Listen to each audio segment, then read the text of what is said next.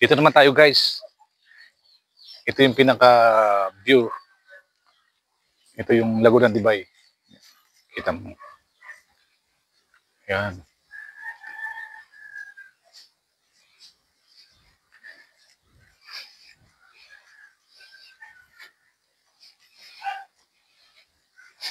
Tignan nyo kung gaano kaganda. May swimming pool pa. Tignan mo yung pool nila. Yun. Ito yung pinaka-viewing deck nila. Tingnan mo. Ganda. Wow. Parang si Jack at Rose ng Titanic.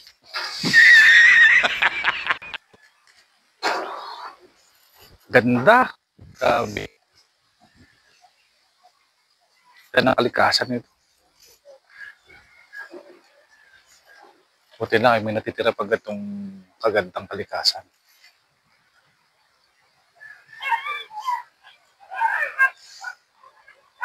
Tignan mo naman pa ikot yun. Mga kahoy.